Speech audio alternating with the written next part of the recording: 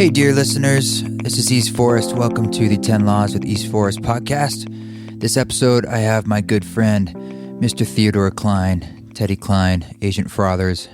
Not quite sure of the nomenclature that he is going for these days, but before we get into that, this is the week. This is the week that the Ram Dass East Forest Project, Chapter 1, hits the streets. This Friday, January 25th, depending on when you're listening to this, you'll be able to catch the first chapter, which is the first 5 songs in this full-length album of material with Ram Dass and myself. So if you're listening to this in a timely manner, there's still time for you to join us this Friday, and you could host a listening gathering party. I'm going to be hosting one in Boise, Idaho. So if you're near, of course, please come. It's on Friday the 25th at 6:30 p.m. at the First Presbyterian Church. But you can do your own, and that can be like for the public. You can do it for your friends. You can just do it by yourself. And it's just a way to globally, we all listen on the same day to the same thing. And you can share your experience of what came up for you when you're listening to these songs, these micro teachings from Ram Dass, and share that on social media. And the hashtag is just East Forest X Ram Dass, sort of like one long word, East Forest Ram Dass. And that way we can kind of get this conversation going and learn more about just that. Start a conversation about what this means for everybody. But either way, I'm very excited. You're going to be able to hear the Chapter 1 on all platforms. So Spotify is obviously the main place, but it should be on Apple Music. It'll be on my website, eastforest.org, and everywhere else that you listen to music too. So please let me know what you think. It's just been a long time coming for me, and the main reason I make it, besides that the process of it for me is healing, like the creative process, but it's to create musical tools for all of you. So let me know, info@eastforest.org, and that's the same email address if you'd like more information about the listening parties, because we can send you some info that might help. And basically, like, we'll send you a folder with some material, like a little video where it's me talking about some background about the project, how it came to be, some suggested discussion questions, just things to get the ball rolling if you want, but you don't have to use any of that. It's really just there to help. So check it out, coming January 25th. And aside from this live event in Boise, I think after that, you just have to go back. We're adding dates throughout the year, so just check it out at eastforest.org/tour. Okay, so let's get in this conversation with Teddy Klein. Teddy's someone that I've known for a very long time. He's a good friend. We met in college, and I met him my freshman year in college, and we've stayed close all that time.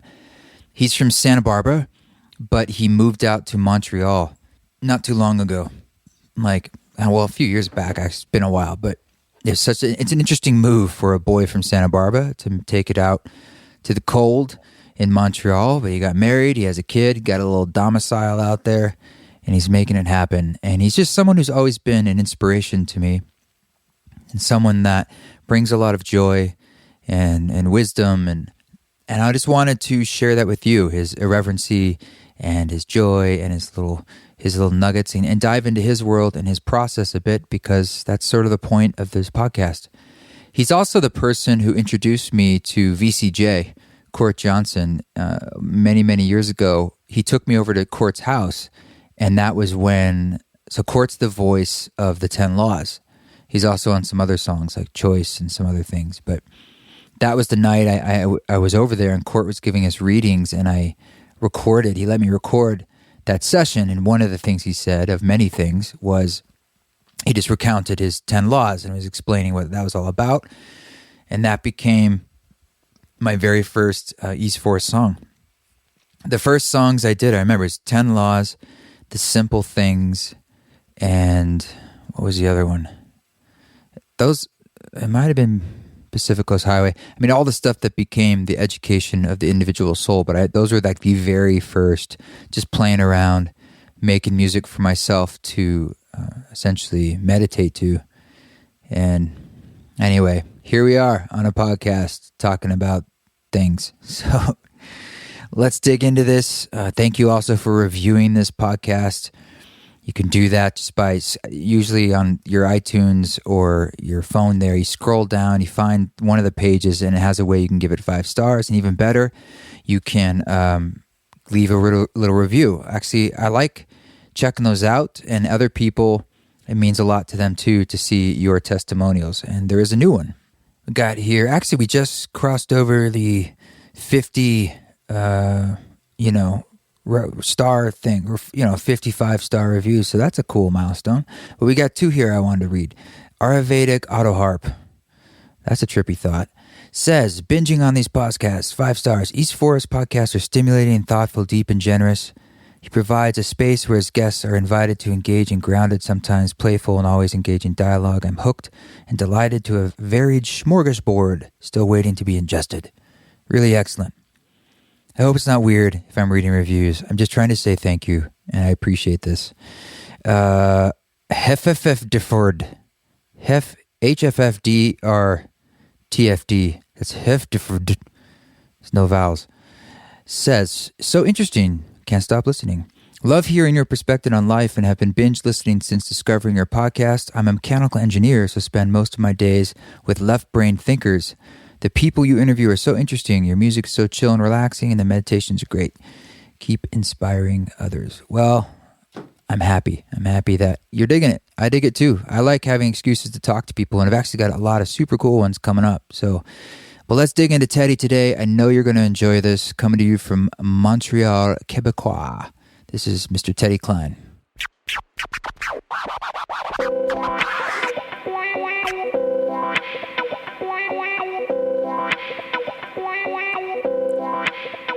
Let's get this show on the road, my man. Let's do it. What's up? What's happening, Trevor? I got to turn... Oh, wow. This is, it makes sense that we're having technological challenges considering you're in Montreal and it's probably sub-zero temperatures. Yeah, it got cold today. I also got some new guitar picks, so that could be throwing off the vibe too. The energy of the guitar picks? Yeah, one of them's a rainbow pick. Yeah? Which is, it's making me feel like I could get rid of the guitar and still play the chords. Is this an intention? Oh, there it is. Wow, that looks like it's for a 3-year-old. It probably is. A magician never reveals the source of his wands. Do you still have your white lightning guitar?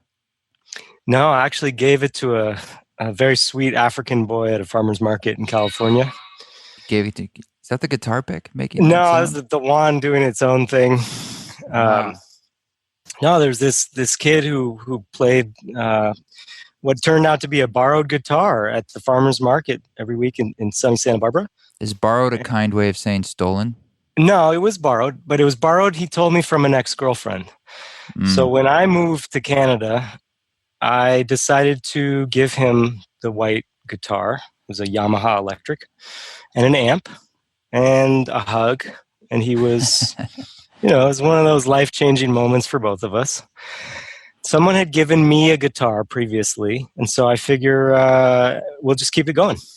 Yeah, you've always been good at giving gifts as a way of spreading the energy of the gift.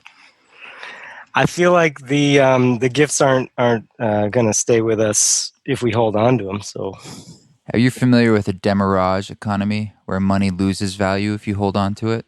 No, but I like this idea. Tell me more. It's a thing, but I read it. I learned about it in that book, Sacred Economics, Charles Eisenstein's book. Mm-hmm. And it's this idea, it's a form of an economic system where instead of money being inflationary, or not, well, I should say right now, typically we can take money and just let it sit and it grows, right? And that's the opposite of everything else in nature. Everything decays. So it's the idea of, well, the money would too. And so it's to your advantage to spend it or move it because it's losing value as it just sits. Yeah, I like that. I mean, in finance, they have this concept of the time value of money. You have to take into consideration the things like inflation. There is no constant, really. there's no constant in anything, including money in the universe. Everything is essentially decaying and falling apart, and that's wonderful. What a gift, right? I asked one Zen teacher, Shugen Jeffrey Arnold, in Mount Tremper, New York, if you can't hold on to anything, then what is this letting go? If you can't, this is a Zen idea. So you're into Zen. I know I this. am. I'm just I've letting been the listeners fascinated know a by little bit about this man who's wearing Ray-Bans and a beanie indoors with his beard with an Albert Einstein. You actually look like, if you sat up a little taller, by the way, the Einstein poster, you would be Einstein with his hair. Hold on, I got to screenshot that. Hold on. Go back, get that back so I can make this your little profile picture. Okay, down a little bit. There we go. That's perfect. Oh, this is important for me. Imagination is more important than knowledge. The cliche, a quote attributed to Einstein. You know, he was a creative mathematician. He approached it through creativity first, and then tried to figure out how the formulas fit in with the creative inspiration. I love that. I love that approach. So you had a thing for math, you said, back before college and stuff, and now still do. So I got to just give people a little bit of a background. Sure. You and I met in college at Vassar. By the way, I just did a gig in LA, and I met someone who's at Vassar right now, and I was asking her like what it's like and how it's changed, and that was an interesting conversation. But we met there, and you were sort of like you grew up in Santa Barbara, and I grew up in Oregon, and I was enamored by the sort of Rasta, college Zen. I think you got me high for the first time, not the last time, and introduced me to like reggae. We did a lot of hand drumming, all those things you do. And you, as life progressed, it's been a while now, and you have somehow gotten into numbers again in a sort of a reverse way. You started trading and stuff. You were someone I never in my life would have ever expected. You'd be like, I've been trading stocks. I never. Yeah. But you see it as like some weird cosmic game. It's kind of like entering into the Matrix. And if you do it right, it's like surfing. And if you do it wrong, it's just karma. It's just wonderful karma, ripening. That's the way I see it, at least. Do you get into cryptocurrencies? Hang on while I take a hit. Take a hit. Every time someone says cryptocurrency, it's like, hold on a second, I need to go deeper. Cryptocurrency. This is what it feels like. Got a few sound effects for you today, the listening audience. Cryptocurrency. Yeah, I see it as the most fascinating video game ever invented, and I treat it as such. It comes out of the entertainment fund. It's pure entertainment, and it's fun for me if it's going up or going down. We have a friend who bought a house and a new Tesla X off cryptocurrency when it hit 20 grand recently, and they had a lot in it. Yeah, that was real. Yeah, it's real. It's real. The game itself's not real, but the results are real. And the game itself is not real. I went to the store and saw this beautiful Patagonia piece of luggage, and I thought, I want that. I just want it. I don't care if I'm a Zen monk or whatever. I want that bag. And it was way too expensive, of course. So I went home and bought some Bitcoin, and then went and sold it about 2 or 3 days later, and went and got the bag with the profit with a little bit of extra cash. It's that simple. I call it my Bitcoin bag. Do you fill it with Bitcoin, with digital currency? You open it up, there's nothing in it. You're like, oh, no. There's a lot of Bitcoin in this. No, there's a lot. It depends on how much people want that nothing. This is a wonderful Zen bag, actually. I can fit my daughter in the bag. Yeah, that sounds weird, but my daughter is playing with her best friend today after a long break. I promised my partner that I wouldn't bore anyone with details of our domestic bliss. But I think the one thing that's sort of unifying my disparate interests is the love for this human life, and that is fully realized in taking care of another human being.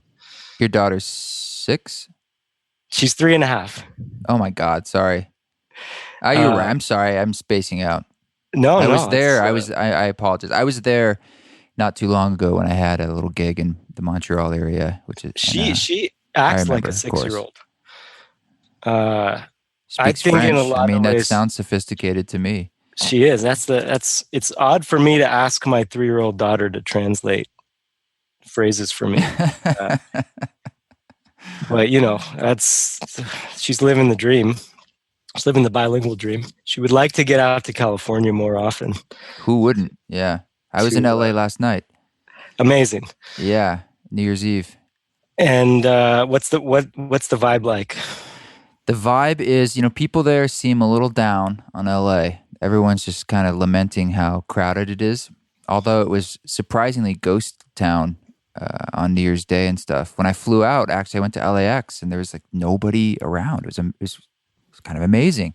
And I had this realization that if there were only 1 billion people on the planet, that's how it would be all the time, everywhere you went. London, Paris, New York, just chill. Mm-hmm. Mm-hmm. Space. Well, that's one thing I love about being up here. I feel like and space is it's one of the central tenets of Bob Fu, the martial art that I've originated out here.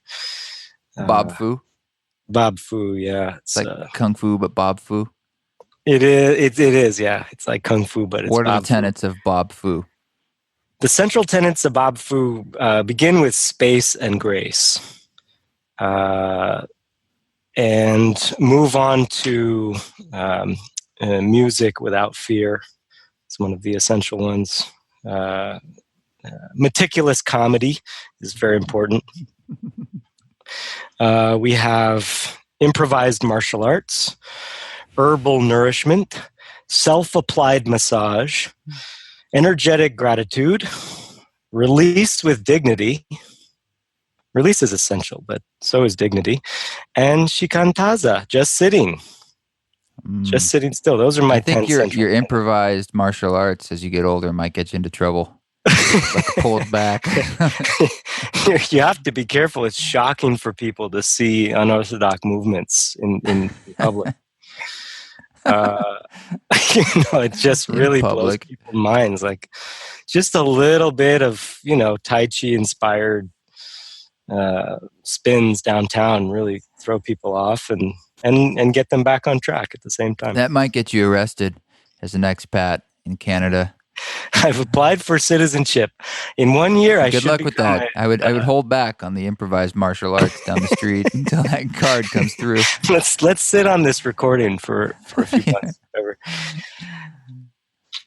No, it's incredible to be able to speak with you in public like this. I've dreamt about it for a long time, and it's really lovely to sit with you in the sunshine thousands of miles away and feel so intimate and close with you here. Yeah. How's that frostbite going? It's doing much better. This year is much better. Life in Montreal. It is. 2 years ago, I went out on the town. It was about 40 below, which is the point where Celsius and Fahrenheit meet. They're both the same temp at 40 below. No kidding. And I wore the wrong shoes, the wrong pants, the wrong everything, and went out and had a celebratory night on the town and didn't warm up my feet properly. And the frostbite was severe, but the good news is the recovery is almost full. I mean, there's some nerve damage and blood vessel damage, but for the most part, I'm running around, playing soccer, and enjoying feet again. Yeah, you can't fuck around like that. That kind of cold out there is no joke. You're this boy from Santa Barbara. You can't wear shorts.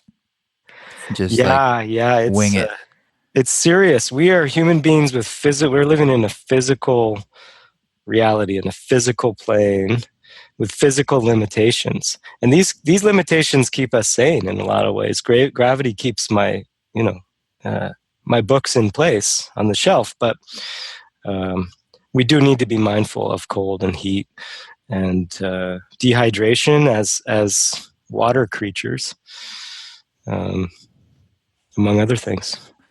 What are some of the biggest challenges you've faced moving from Santa Barbara to Montreal and Quebecois? I think the lack of signifiers. There are things that you see when you walk around in your home country that ground you and that tap into reservoirs of memory and activity. Like And tacos? like tacos. And it's been a long search for good tacos out here. I had some great tacos yesterday. But also if you're staying inside for many days in a row, you got to learn how to cook. Mm-hmm. And You're not a great just cook. Not learn how to cook, but learn how to paint with food. Learn how to sculpt dreams out of food. So that's been a huge. That has been the finest form of therapy in the darkest winter, far from the family and dolphins. Yeah, speaking of dolphins, so you introduced me to VCJ, Mr. 10 Laws, who is a native of Santa Barbara. And his lady, Mudge, swims with the dolphins there several times a week, right? If not daily at sometimes. It's often daily. I mean, that's an incredible experience. I've never done such a thing, but she just goes out there and is like, they come to her and she goes, how far does she have to go out? They usually come around the buoys. It's not too far out, sometimes farther. Wow. The dolphins in Santa Barbara they tend to keep their distance, except with Mudgett. Lady Mudgett they know her from so much contact. And does she touch them? No, in Hawaii they touch the dolphins, but in California they keep their distance. They'll sneak up behind you. They'll sneak up right behind you, and they'll make little jokes, and you'll turn around and they'll be gone. Wow! But you can hear them right there next to you. They're very sweet, and they're incredibly intelligent, and they have individual names for each other, and they are ensouled. They are creatures that are ensouled. It's a tragedy that anyone would murder them anywhere on the planet, if you ask me. Yeah, that movie, The Cove, was intense.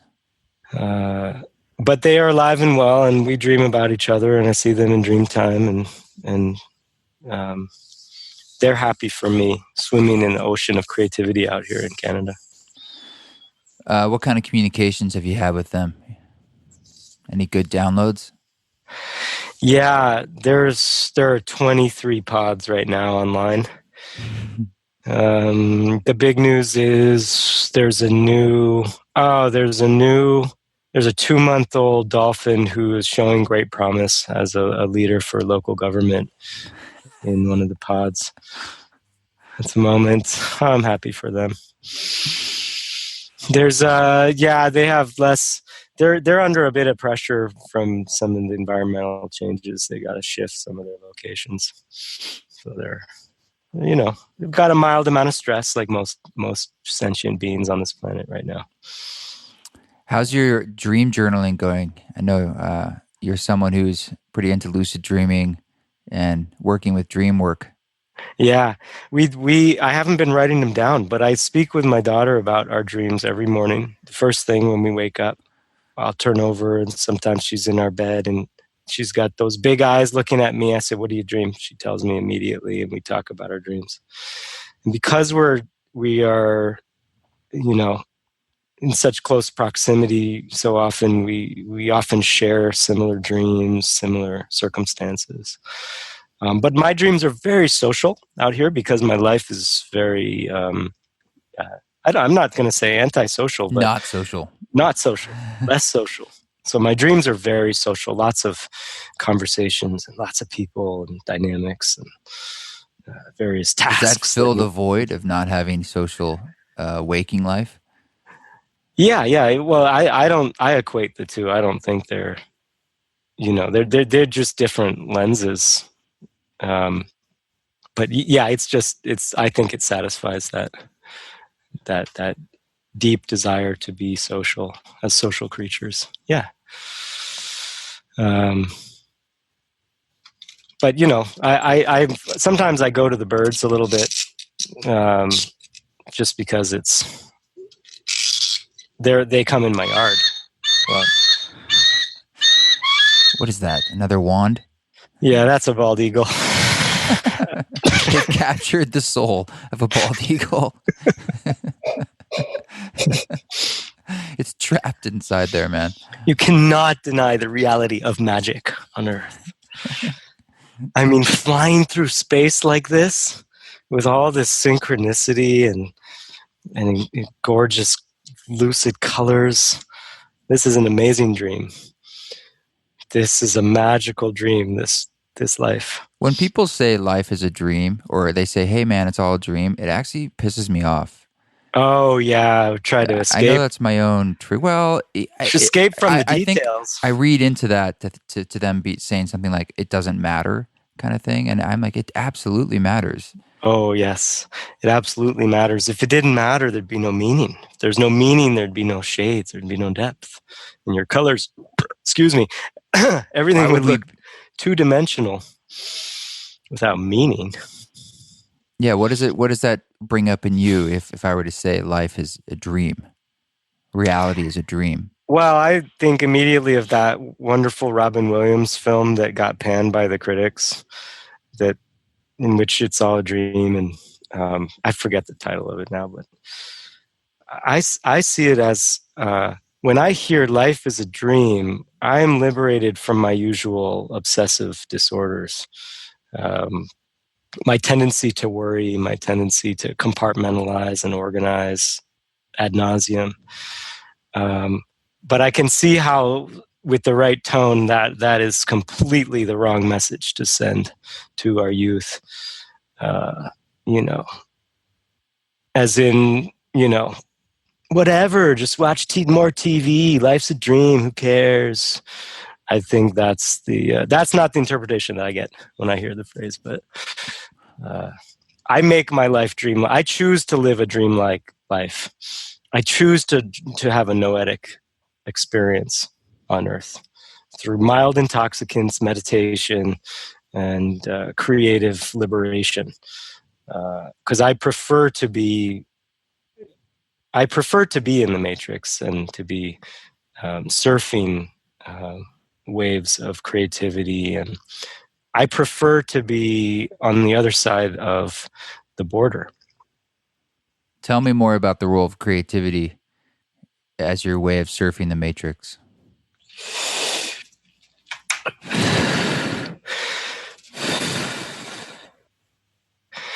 You can surf on a wave, you can surf in a wave. You can surf behind a wave, on top of a wave, under a wave, against a wave, or through a wave. But you don't often realize it if you stare at a board, if you stare at a surfboard on land. You have to get in the water. And when you get in the water and the water gets inside you, you realize that this energy is in charge. So I think the essential fundamental creativity that everyone desires to manifest is one of pure joy. And pure joy is a complete loss of control. And that's hard to say because we're all doing our best to control, various elements of our reality. As sovereign beings with free will, we have control over more than we think. But ultimately, the joy comes from letting go and having the waves surf you. That's my having goal. The waves surf you. Mm-hmm.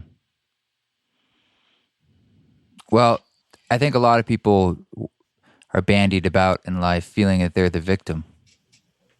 Maybe they are, maybe they are. Maybe it's a bit of both. Part victim, part choice. But if it's your dream, who's dreaming what? There are ways to stub your toe that it cracks open the safe. There's a way to re-break your arm that gives audio pleasure to hundreds of thousands of listeners, which we have proof on the other side of this microphone here of someone who re-broke their arm in a particular way. And the music is, it's a vessel for grace as a result. So, yeah, it's a common cliche to think in the duality, of the good and the bad, and the good news and the bad news, and all this stuff. And when we do that, we obscure the details, and the details are exquisite. Well, they say nothing bad ever happens to a writer. That's another way of rephrasing that. Who says that? Everybody says that. Really? Never heard that one. It's a Canadian proverb. I come from a family of writers, nonfiction and fiction. I've gone off into some experimental forms that don't deserve mentioning, but were important to me as experiments. Like your how many haikus are you at? I've written over 10,000 haikus. I guess I should say haiku. Yes. I would assume the plural of haiku is haiku. You think you would? I thought you might know at this point. You're far into pluralism with haiku. You would think. I generally write shenru. Shenru is social. Shenru is social haiku. Shenru is about people. I never disappear from my haiku. Haiku, the human tends to disappear. Nature is there, the elements, seasons, and ego disappears. People disappear often in haiku. But in shenru, there's a lot of social commentary, a lot of comedy. I read a lot of those. It's 575 for the syllables? 575 syllables. And I always keep a haiku journal with me. Here's my haiku journal within reach. Can you give us one haiku right now on the spot? Yeah, I'll pick a random haiku, and this will be good for somebody. I am a big fan of the butterfly. Talk to you later. Dude, while you said that, the internet cut out. we missed the middle sentence. I swear to you, literally, we got none of that.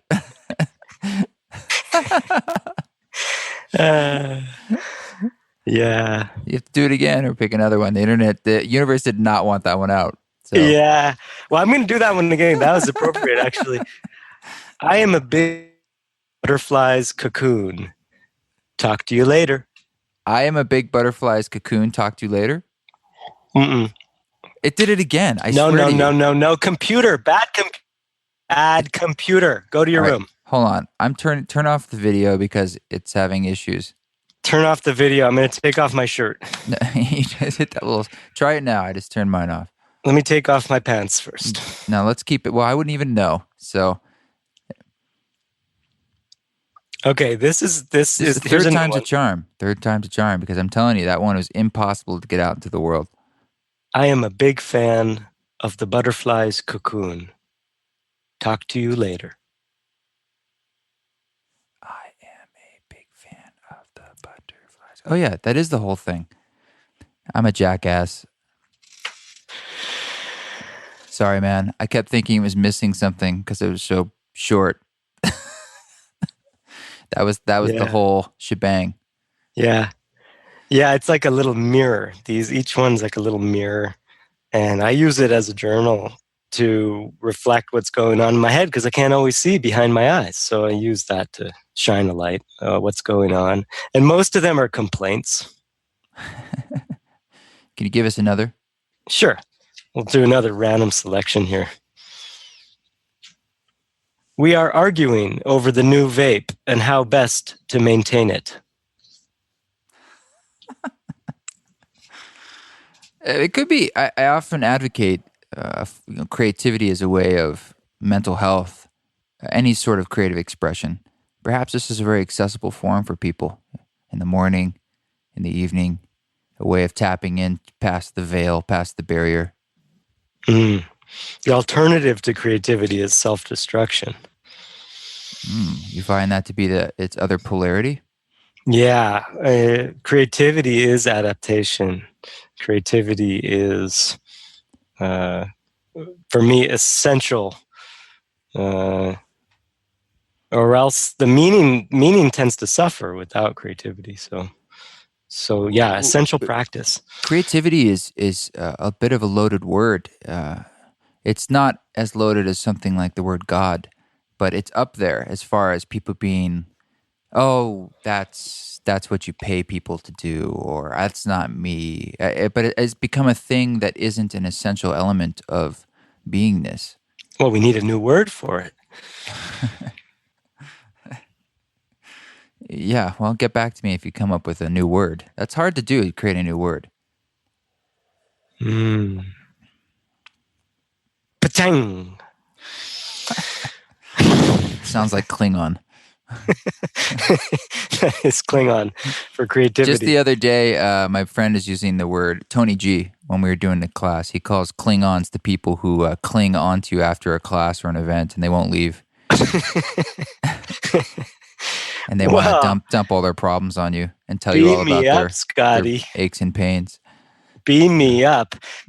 Coming from a solitary meditator out here, I could use a few Klingons uh, after my daily class. I like to clear the decks and maintain my solitude as a practice to create space and to allow for pachang to surf me, to allow it to surf me. And But we're without getting on space, it's the not. outer edges here. Hey, maybe you can do me a favor. I have some recordings of VCJ, Mr. Court Johnson, as you know. He loves being recorded. And I've wanted to put them on the podcast, but I don't know if people can handle it. And so Oh, if oh, you oh, were to oh. give a primer, like vocabulary primer, or just like, hey, if you listen to it like this, or if you approach it like this as a listener, it took me years to drop into his trickster lexicon verbal world. Now to Mhm. me, it's like very comfortable space. Yeah. And I don't say much in those spaces, but I'm kind of vibing his. He has a way of riffing, but I think if you've never heard it, you'd be like, he's speaking nonsense. So how would Well, you help people understand that? Because I'm leaning towards including one as a podcast. I first heard Court speaking in public at the Cafe Roma that my parents visited when I was a little boy. Well, that's already odd because he never goes out.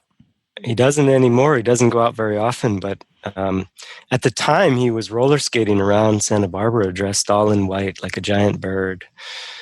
And he had white roller skates and white pants and white shirt. And he would bring a dictionary with him and he would riff with random words on the dictionary. And it was divine. It was a collection of screenwriters and artists who would meet every morning. And I hated it because I thought coffee was a drug. I was a fourth level mature soul at the time. This is from the At the time, Michael teachings, channeling Michael. We could talk about soul classification. yeah, the Michael Handbook is one of the things he does use some of that vocabulary. It does. And there's some terms that are helpful for sure. But it wasn't until I was a teenager, I started going over to his house and had some experiences with grace that I'd never had before. And everything I'd been reading about in the religious texts, I was starting to experience. The dialectic with Court will encompass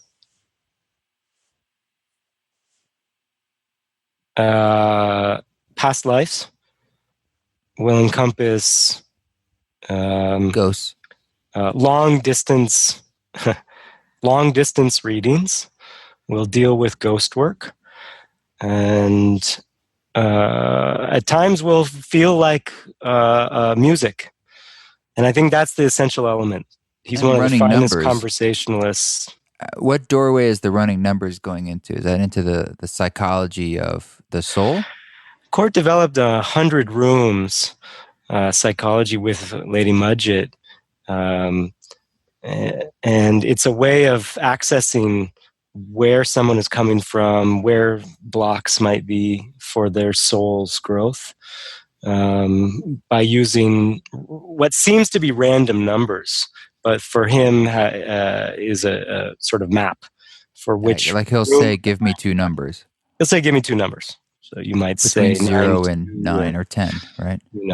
and he might say, mastery of the sensual, well, we could either do the mambo together, or we could He's a limerick for every single do, one. or we could do some capoeira against each other. What would you rather do? And he's helped me move forward many times in my life. But a few hours with Court is one of the most psychedelic experiences. And I wish more people were less afraid of true intimacy. So, what's the phrase he always says? Fear of joy, joy and joy. Yeah, fear of joy and joy.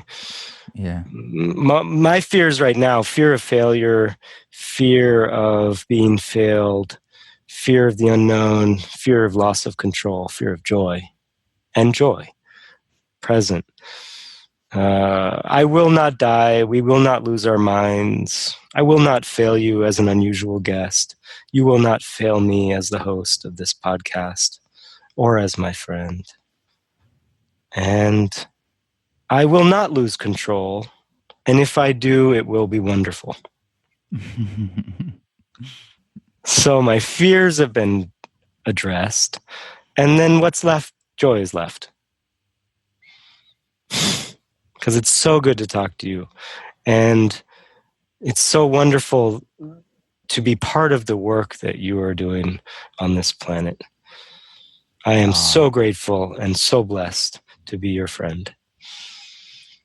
It's been a good run. Good run, man. I want to. I don't know if any of the listeners have been out there to Utah yet. Well, but I've been the dreaming. ones who've come to the Utah retreat have been. I've been dreaming about Utah, and I want to hear more. I want to hear more about what it's like to dream in Utah. It's Utah, and let's just take Utah out of the picture. But that Four Corners southern part, these state lines are a bit silly. I have spent very little time in northern Utah, but where I live in southern Utah, which is not where I am in this moment, I think it was 2 degrees last night, and because I just have that trailer down there, I've kind of run away for the month. I've been thinking about going down there though next week, and I have some fears about that for sure, about the cold, snow.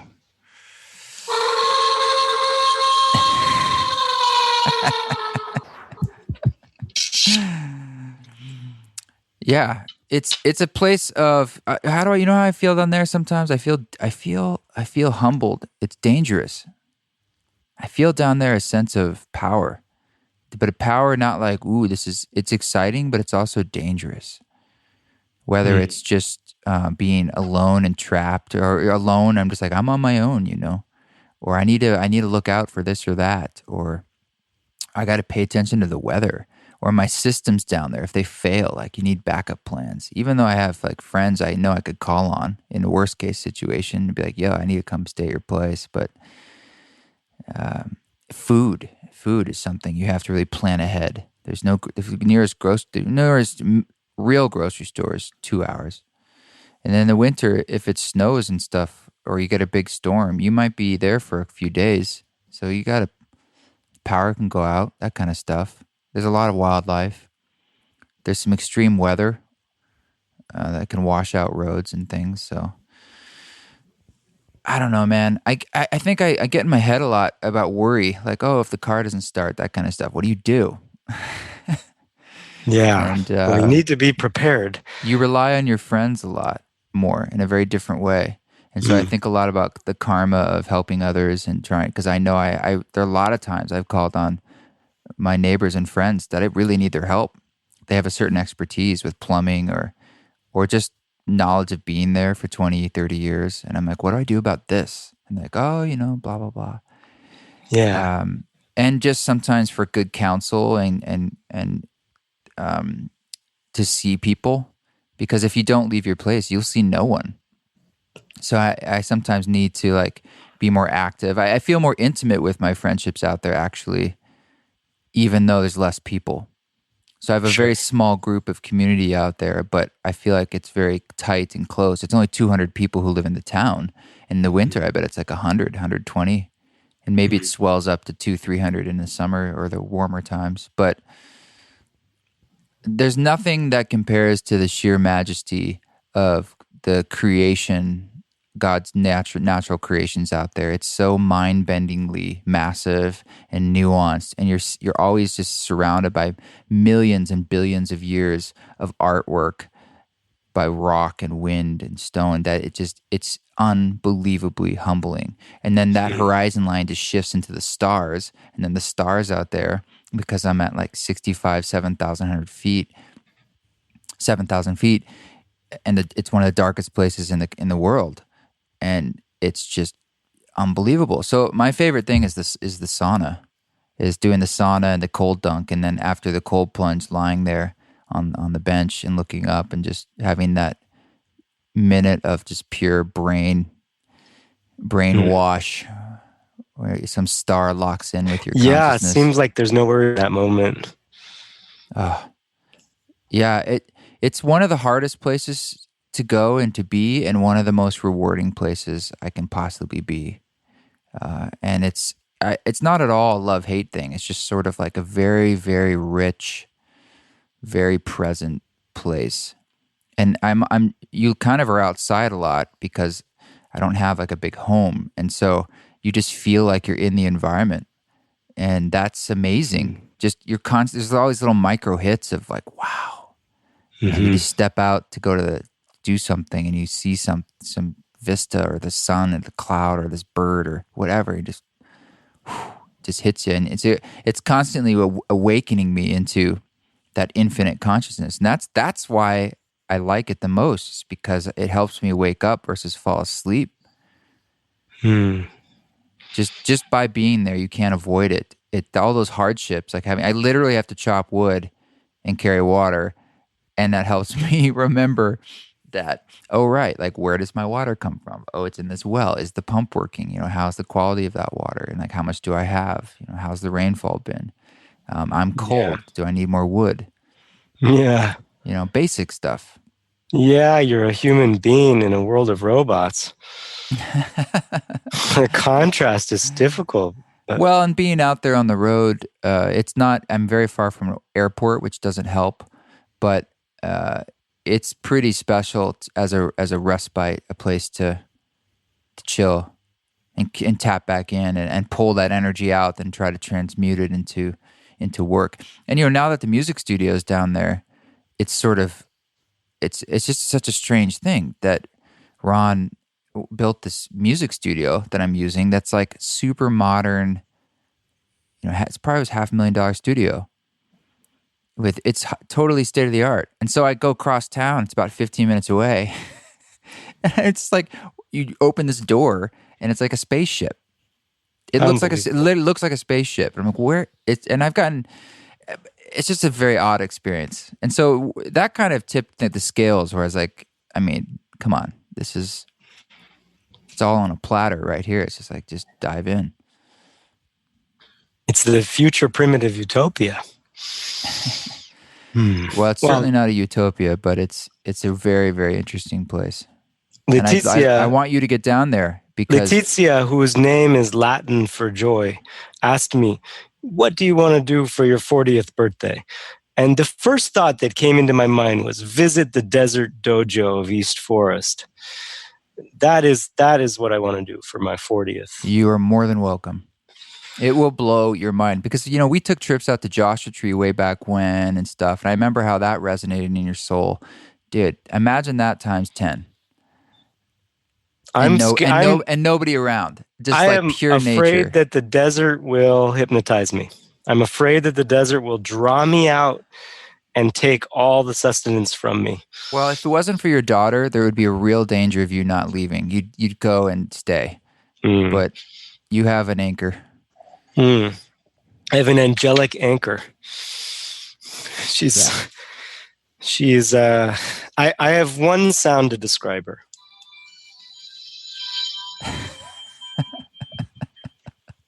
You're the first guest who's brought his own or her own sound effects. I'm surprised by that. In this day and age, you got to have some sound effects with you. Well, yours are analog too. They're like wands, children's wands. Yeah. This one's scary. This one came from the local dollar store, and it's got a range of Ah, frightening sounds. This might be a sound you hear out there in the. It's a mountain lion. sorta. It's an 8-bit lion. It sounds like an indie rock electronic band. I'm going to bring this podcast with me upstairs to stir our pasta sauce. You have to forgive me. I'm the only one responsible for this pasta sauce right now, and I'm under strict orders. Well, we can wrap this up soon. You're making me hungry. Oh, sorry about that. I think the connection will be fine, though, coming through here. Well, I'll kill my video in the meantime. What percentage of your listeners are vegetarian, would you say? That's a good question. I'm going to say 12%. Uh-huh. 12 to 17%. I had a magnificent vegetarian Indian lunch, but we are making a pasta right now with veal, which, for those of you who don't have proximity to Italian Canadians, is apparently the only way to make pasta. Well, you've given me a recipe for oven roasted chicken that I use to this day all the time. Ah, very good. Can you give the recipe? Do you remember it? Sure. I remember it. Yeah, a young chicken is preferable to an older chicken, which is preferable in pretty much any area of life.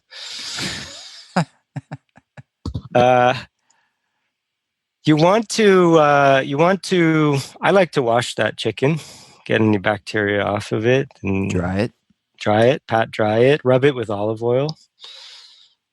Season the bird. This is an entire fryer chicken, like a full, nice full organic chicken. Yep. You take it insides out, stuff it with lemon wedges and lots of rosemary. Sprinkle rosemary all over it. Lots of garlic, whole. You would stuff garlic cloves under its skin. Yep. Put the garlic cloves under the skin to give it really good flavor in the meat. And put some baby potatoes around it in the pan. You can put some butter and olive oil on those potatoes. A lot of butter. And then you fill the pan with like lived with several French women who have taught me the correct way to use butter. Yes. Which is basically what you think you should do with butter multiplied by 3. And then you add some white wine? Yep, white wine. Splash everything around the potatoes with the white wine. And you can roast this. I roast it high at first, 400 degrees at first, and then lower the temperature to 350. And then at the very end, just crank it up to, So 20 minutes at 400, how long? Yeah, what would I do for that? That's a good question. I think you did, it was like an hour at 350 or something. And in the end, it was like 20, 30 minutes at 400 something. Yeah, so what I would do for the small bird, it depends on the size. A small bird, like a young chicken, would be an hour at 400, 20 minutes then at 350, and then 10 minutes at 500. And be sure to, once you take it out of the oven, let it rest for 10 minutes. Let it sit. Do you baste it? Don't cut into it to see if the meat is done, because that's going to let out a lot of moisture out of the meat. Just let it rest. Just trust the 10 damn minutes of universe. resting. Yeah. Trust the universe. We made a big purchase recently with a ceramic cast iron pot with a lid that I can Everyone's getting one of those lately. Sear the meat and then braise it really slow for a long time in the oven, and it's just changing my life. Anything changes my approach to problems. You have a problem that is tough like an old leather shoe. How do you deal with a problem that's tough like an old leather shoe? You sear it with your attention, and then you cook it on low for a long time with plenty of moisture. And don't cut into the meat. Don't cut into the meat. Trust the universe. It will get tender. Any problem you're dealing with will get tender. With the right cooking, it will get tender, and you will enjoy it. You can enjoy any problem with the right approach, with the right cooking, with the right recipe and the right execution. But if you really want a harmonious household, do the dishes. Doesn't matter whose turn it is. Do you know my Doesn't friend? matter whose job it is. Okay. That's your marital advice. Just do the dishes. Got it. That's good. I had a friend there aren't many friends I have, I mean this with all respect, who, when you kind of ask them about marriage, that their immediate gut response is like, oh, it's great. It's great. They really, it's just full of gratitude and love and joy. And my one friend who was like that, his name's Brian. I was like, well, what's your piece of advice? And he had one piece of advice. He said, it's easy, man. Just keep fucking. Just keep fucking. He's like, everything else, it's pretty much will work out. Yeah, but what's great about that is that in order to keep fucking, you need to do a lot of other things. Wash the dishes. And you're not going to have sex unless you're really doing well on a lot of other things. Well, it's another way of talking about intimacy in general. It's like, stay intimate, yeah, absolutely. It's an intimate connection that's soul to soul. But in Bob Fu, I made release with dignity. For me, it's essential to clear the pipes, as they say. It's essential to clear the pipes for mental health and physical health. But you have to have release with dignity. And if you're in a relationship, then everything should be clear. There should be no guessing. There's no guessing going on about anyone's intentions or behavior or conduct. All the rules are clear. And the sex can be divine and get more and more divine with time. And it's a big myth. We grew up with this pop culture myth about hot sex.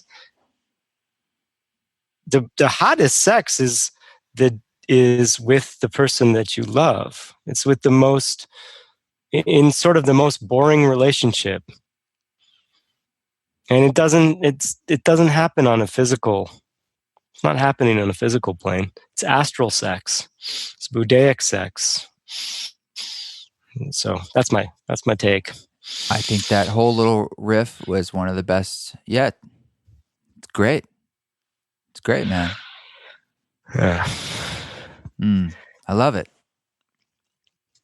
And I'm not shy about sex, and I've experimented over the years and experimented with different mates, and now that I've found the mate for me, so many things have clarified in my life. This deep peace that comes from accepting that I am an ugly person who is beautiful in the eyes of my mate. There's no finer joy than being an ugly person who is beautiful in the eyes of your mate. And I thought self-worth depended on the attractiveness of my mate or my bank account, or my self-worth depends on the value of my creativity, or what I've sold, or this or that. And no, self-worth comes from pride in your secret activities. That's where your self-worth comes from. So if you can do the dishes in secret, well, that's the golden path to the land of Oz. But it's very hard to do the dishes in secret. People notice immediately. There are very few suspects in any given household. Or you espouse your good deeds. Yeah, I used to try to get credit all the time. Hey, did you see the dishes I did? Hey, right. Yeah. Hey, I took the trash out. Hey. I know. Yeah, that's not the way to have good sex. Good sex comes from secret deeds discovered. Yeah. But is sex essential? No. Court often said to me, clearing the pipes is essential, but sex is not essential. And most of us have some kind of trauma that will prevent true intimacy of that form. But I think the most intimate thing you can do is sit quietly with someone. To be quiet next to someone together, focused on each other, that's true intimacy, whether or not your pleasure organs are involved. But anyway,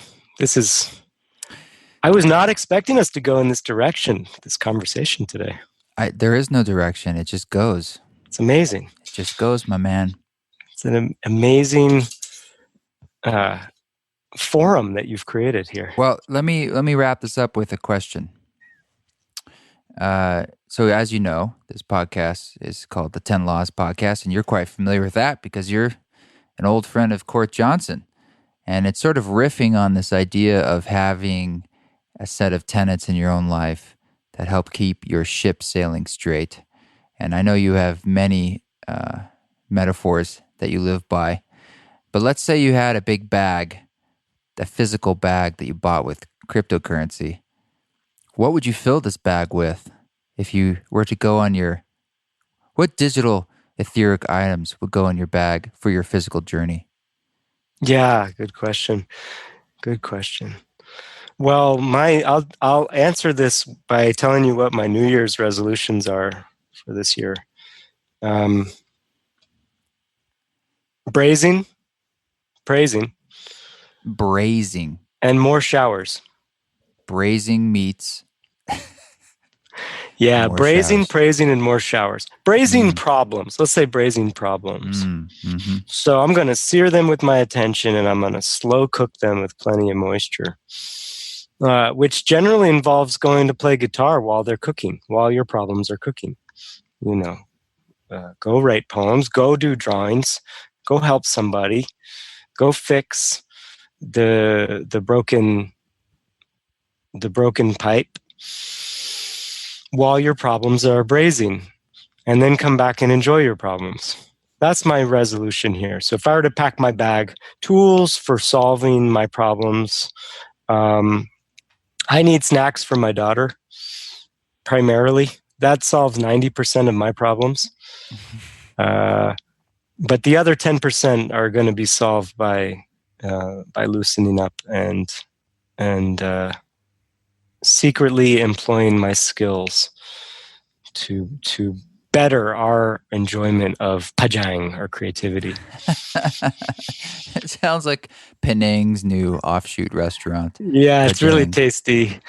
It's about $14.99 per dish in the pajang restaurant for a pajang curry. But we have a lot of material here, and I don't want to overburden anybody who's trying to finish this just to finish it for the sake of finishing it, because completion is a wonderful thing. It's a good thing. Yeah, and the good news is this is digital currency as well, and we can continue the conversation another time. Awesome. With new moments to attend to, new things to braise. Yeah, different substances to explore. Last time I saw you, you were sort of getting a website together. Is that up? It is up. Yeah, if anyone wants to check it out, tedklein.com. TEDKLEIN.com. Is that your central portal? Yeah, that's my portal. If you go to tedklein.com, you'll see some of my doodles. I have primarily doodles on there, a few lists. A few lists. A few music videos that I've made. I wanted to ask you. And some videos. And you can order a board game that I invented called we didn't even get Accolades. into that. Yeah, you need to send me a copy of that. It's so good. Yeah, so I'll make a custom game set for anyone who's interested. in this board game. I call it a creativity generator. And Accolades, it's in called. The world of creativity generators, it is considered the premier creativity generator. It's a lot of fun, that board game. I love it. Because it's a lot of fun for all ages. You feel good when you get into gratitude. We know this, but we forget it. Like, you actually feel really good, right? You don't feel so good sometimes through competition and loss. And so you've developed a game that generates good vibes and actual good feelings through the gameplay. Yeah, it throws the whole competition vibe. It throws it on its head. It turns it upside down. But this is a board game that you can play alone too, which I do sometimes to generate ideas. And anyway, check it out. I look forward to playing it again, and then maybe we can talk about that once I get my memory refreshed about accolades. Yeah. And I did want to ask you though, because I have outro music. I was thinking of playing Fox. Yeah. What do you think? Let's do it. Definitely. Yeah, this is an early rap track that Trevor and I made in Brooklyn. In Brooklyn, underneath the Brooklyn Bridge in Dumbo there. Manhattan Bridge. The Manhattan Bridge, sorry. Yeah. Directly overhead. Every 2 minutes or 3-4 minutes, we had to stop. Like, wait, train's got to go by. Okay, keep recording. Yeah. Yeah, it was a really lovely session. I was actually thinking about Court when I was writing some of those lyrics, sitting in your apartment there, about Court Johnson. That'll be a good track. Yeah, I'll do that. I'll have to dig it find it in the archives, slap it on. Yeah. Benevolence. The evolutionary link between man and the mind. Is that it? Between man and monkey. Man and monkey. Yeah. Yeah. That's going to give me some good ideas for this afternoon.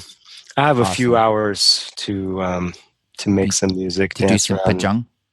Celebrate this victory in my first official podcast, which was terrifying before it started. And it was like being in a sauna. It was like being in a sauna while we were doing it.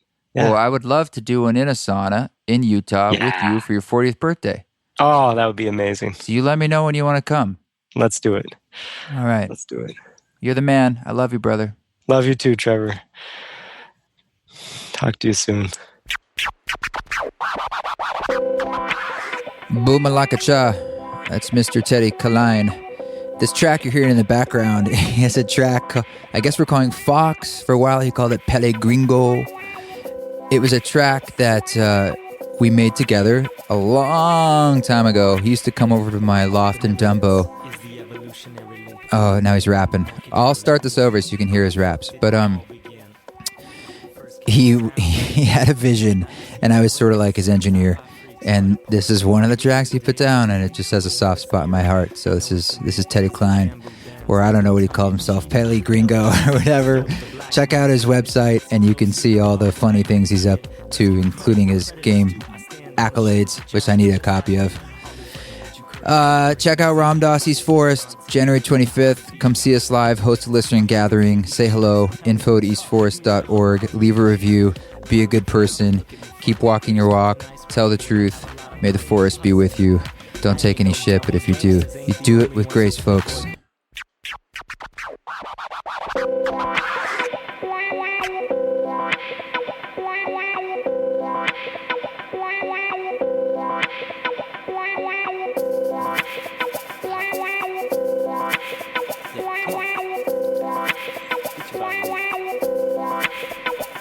Benevolence is the evolutionary link between man and the monkey. Now let me think, how the fuck did it all begin? First came the sound, then came the pen. Now you see a paranoid set of sci-fi freaks, but a poet came up with the days of the week. Who inherits the earth? I know it's the meek, cause the bamboo bends, lets me tongue-in-cheek. Elvis stole the black music, and if you listen close, Snoop Dogg, what I use, kid. Let's give credit where credit is due. I stand on the shoulders of giants, just like you. I'll be frank with you, Curtis, my upbringing was easy, but while you're sucking on titties and coladas in Fiji, I'm going hungry just to see my friends at CB. heebie-jeebies. So tell me who's hot, you and your Hummer or me, G? Where I live now, they look at me funny. They expect a nice white boy to have a lot of money. Hustling, I ain't no dummy. Gangsters ain't the only ones with Playboy bunnies. Black, white, Asian, Latino, everybody comes from Africa, with or without froze. Only natives in the culture are the locals, bro. Before there were borders, there were bows and arrows. And that's real. And that's real. Listen up. I don't mean to give you no history lesson. All that's needed for a party is a brujo to bless it. I pray to God your skin color don't get you arrested. There's plenty of room on earth to be booty infested. A kid look to the stars, what's their method? I want music video hosts to make me feel molested. The hip-hop dope smoke is what he ingested. Now every other day he's in the clinic getting tested. Donald Trump and Bill Gates are surrounded by smiles out of mountains of hate. All the greedy money rotting in a big old vault, while the children of Africa are starving, y'all. We spoil Paris Hilton even though she's spoiled. We treat celebrity assholes as though they were royal, while the blue collar blood is taxed to boil. Dreaming about big cars and unlimited oil, it makes me sick. Trick, I don't know what to do. We elect representatives who have no clue. We're free to speak, but the lips of our youth are glued. Fuck, nerd like me gotta be a bad dude. I know you, I've seen you, you said I never had a chance of becoming a Jedi. Just blame my game on some Skywalker mind trick. While you were watching television, I was getting tantric.